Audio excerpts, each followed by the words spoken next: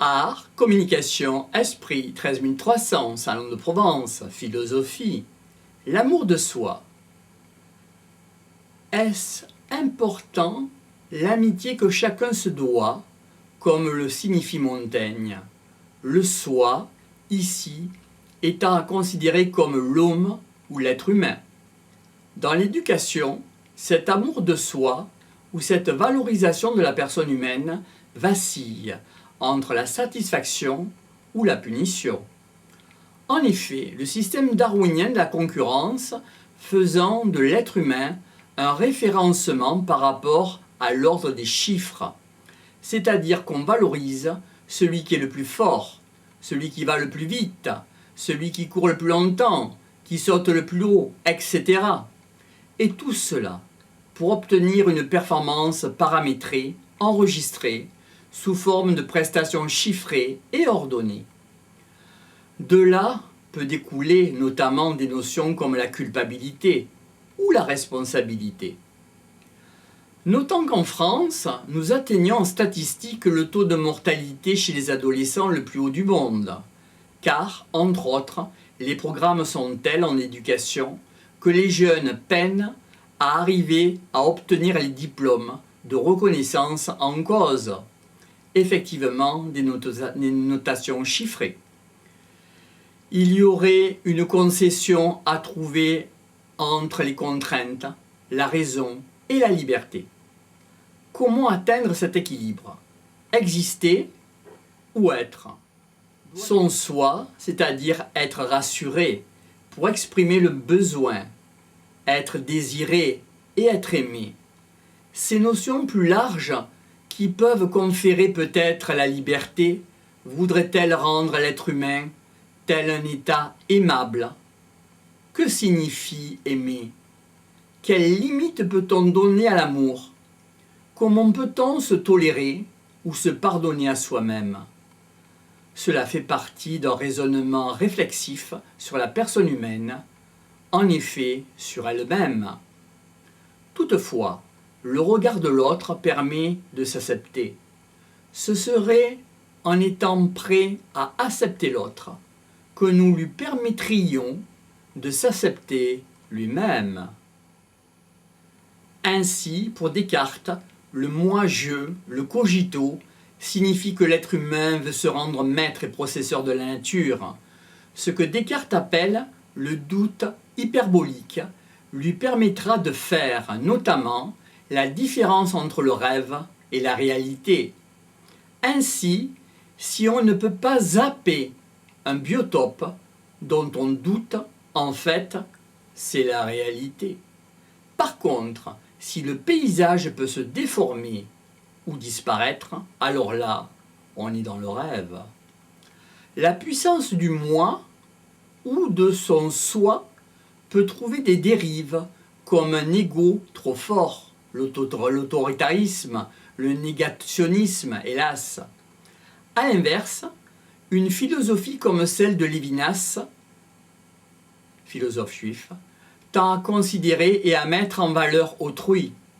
Le respect de la compréhension, la conciliation font pour Lévinas une place prépondérante à accorder à autrui, à l'autre, cette place.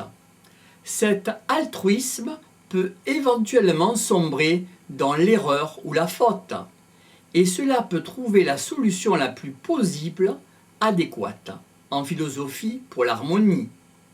Ainsi, Lévinas répond à des questions comme comment se connaître, comment se construire, ou comment aider à construire. Effectivement, en philosophie, il s'agit de définir une qualité de la vie et de s'y tenir. On s'intéresse évidemment davantage, plutôt que d'avoir une tête bien pleine, à avoir une tête bien faite. Et pourquoi? Car à quoi servirait-il à l'être humain de connaître tout l'univers s'il venait en perdre son âme?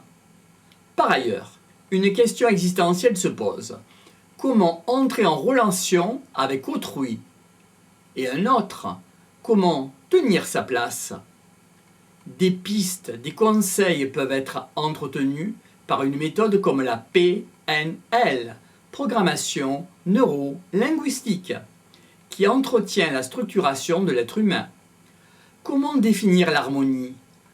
Peut-être en apprenant ce que signifie aimer les autres et avoir les cartes en main pour être et se poser et exister. Enfin, à quoi peut servir cet amour de soi? Pour dégager dans une notion comme la liberté une certaine transformation, le temps est un vecteur à prendre en considération. Ne dit-on pas que chaque étape de la vie a ses plaisirs ou ses satisfactions? Que choisir comme voie VOIE et comme optique philosophique? Comment agir et éventuellement s'engager dans la vie? Art, communication, esprit, 13300, Salon de Provence, philosophie, l'humour. L'humour. On a coutume de dire que le rire est le propre de l'homme, d'après Sartre. Le rire est le refuge du désespoir. Est-ce que les animaux rient? Ou bien est-ce seulement un trait d'esprit de l'espèce humaine? Par rapport à l'humain, le trait de politesse de l'esprit, qu'est l'ironie, en effet se différencie de l'humour traditionnel. L'ironie, c'est ce qui blesse volontairement, sous la forme désuète, ayant comme base l'absurde. Notons que le rire signifie qu'il y a un manque, et un effet d'inhabituelle pirouette ou une bouffée d'air. L'humour est à certains moments d'ordre réflexif, c'est-à-dire qu'on peut peut-être rire de soi-même, comme de permettre d'être sur la même longueur d'onde avec autrui. C'est une connivence, parfois une détection des codes utilisés en société. De quoi est fait le mot MOT ou le bon mot MOT? Du verbe, de l'esprit et de la signification. Ici, dans l'humour, la perte de sens véritable permet de détrôner le mot MOT ou le bon mot MOT de son sens originel et de lui donner une valeur humoristique. Effectivement, le mot MOT peut prendre un sens réel ou figuré. C'est ainsi que le rire est procédé d'un système de défense de l'être humain. La personnalité de celui ou de celle qui rit, du contexte dans lequel on rit, de ce qu'on rit, permettent de tourner en dérision, de faire une caricature de la situation, de transposer l'action impliquée sur un autre mode. À qui s'adresse le rire? En priorité, on se moque de l'être humain. La réception de l'information réelle se déforme et se transforme en mode de compréhension décalé de la réalité. Aussi, la réaction qui implique et diffuse directement sur celui ou celle qui est insaisissable. On refuse de prendre au sérieux la situation. C'est ainsi qu'on peut se poser la question suivante. Quel est l'objectif du rire? Il s'agit involontairement, le plus souvent, de transmettre un message sur l'identité du messager ou sur la lisibilité du message. Il y a souvent derrière le rire une intention, notamment quand le rire est forcé, un peu dans le style théâtral, pour attirer l'attention et de focaliser l'attention sur celui ou celle qu'on voudrait qu'il ou qu'elle soit risible. Quelles limites peut-on porter à l'humour? Les contraintes rendent difficiles les chemins d'accès de choix vers la liberté. L'effet de distance, de distanciation permettent d'arriver à l'essentiel. C'est un peu comme si dans l'art de la litote, dire moins pour faire entendre plus, ça se passait. De plus, c'est par ce système de réveil de la pensée inconsciente personnelle que le langage est mis à nu. Et cela pour autrui. Le rire dans sa spontanéité et sa dite innocence fait partager ce point de vue. Cette dite sincérité du partage varie avec des différents niveaux de lecture de la situation sur laquelle on rit. D'autre part, les lapsus, les actes manqués et même certains rêves peuvent nous déstabiliser, soit sur le moment, soit après coup. C'est un peu ce qui rapproche du désespoir que l'on ne maîtrise pas, un peu de ce qu'il y a en l'être humain de tragique. Le tragique s'appuie sur l'horreur, le crime et la pitié. Ce sont ces thèmes de prédilection que nous retrouvons, par exemple, à un certain type de fête. Par exemple, le carnaval, avec les grosses têtes, qui caractérisent des personnes du réel pour les rendre peut-être plus proches de nous, qui utilisent cet intermédiaire de burlesque. Enfin, un changement de fond et de forme de situation d'une personne désamorce ce désespoir de l'espèce humaine. En tant qu'humain, trop humain, par la soupape de sécurité, quel rire! Art, communication, esprit. 13 300. Philosophie. Toutes les opinions se valent-elles? Existe-t-il une égalité de tous devant la faculté de penser?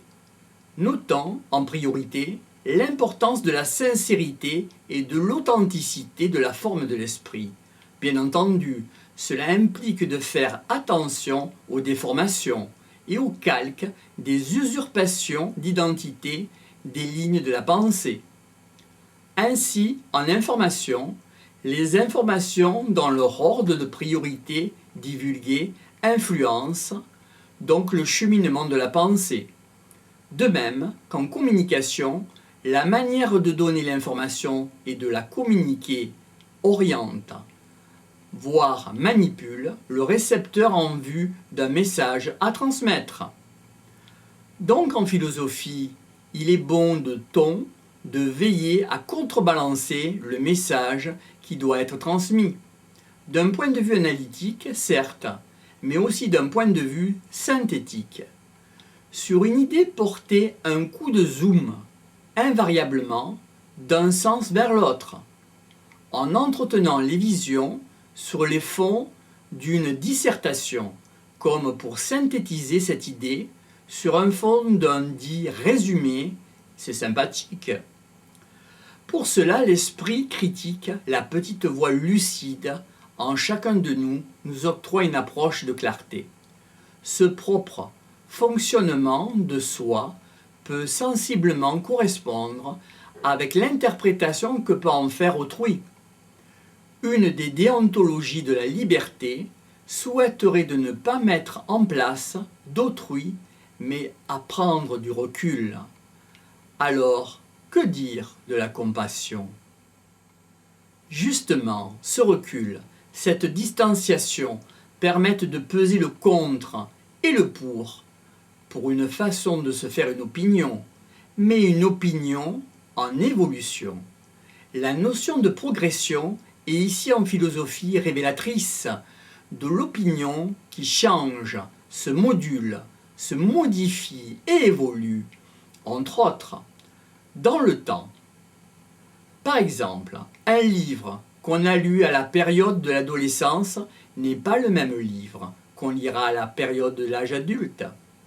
Effectivement, le livre d'un auteur n'a pas changé, mais nous avons changé. Nous changeons et les contextes dans lesquels nous sommes changent, eux aussi.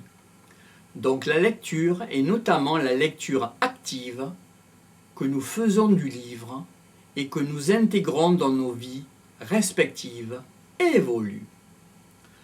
Pourquoi se faire une opinion? Peut-être pour nous rassurer par rapport à autrui et proposer un témoin propice à l'échange pour la structuration psychologique, sociale, entre autres, et cela dans un contexte historico-économique. On peut se poser la question de ce qui peut être une opinion publique. Peut-être est-ce une sorte de résonance de l'opinion de la collectivité? Dans l'enfance, ici, le contexte relatif à une démocratie, En philosophie, le respect, la mise en questionnement, l'évolution permettent de Par conséquent, l'héritage de la pensée est essentiellement collectif. Nous partageons des idées et cela est important. Ce terme de partage et de communication des idées, car l'être humain devient à point à éviter de s'approprier les pensées, mais de le relativiser, pour se rendre justement cette place de l'humain en tant qu'être humain dans le monde, et par rapport au monde, à autrui et à soi. Notons qu'il y a aussi de bonnes idées n'importe où dans le monde, à n'importe quelle époque, et que le futur nous en donnera d'autres à comprendre, voire à intégrer dans nos vies, et aussi sous n'importe quelle latitude de cette terre, les idées sont à partager. Le problème est de savoir si les personnes sont prêtes à cela. Quand serons-nous prêts? Peut-être il faut se permettre de les amener et de nous y sensibiliser. Quels moyens employer? Eh oui, le monde de l'esprit est si près de celui de la matière qu'on pourrait presque penser que la même étagère se trouve rangée les livres de la métaphysique à côté de la physique. De même, l'argumentation des idées et des problématiques philosophiques à dénouer nous font éclaircir, coloriser ou nuancer sur un thème notre opinion. Par contre, concernant le langage, une difficulté majeure peut survenir. Il est plutôt bon de ne pas tomber dans l'art de la pure dialectique, mais de garder en philosophie l'objectif de bien finaliser ses aspirations et ses idées par une action, une manière de vivre. Par exemple, pour des contingences matérielles, on doit s'adapter au contexte et effectuer un travail en essayant de s'y épanouir.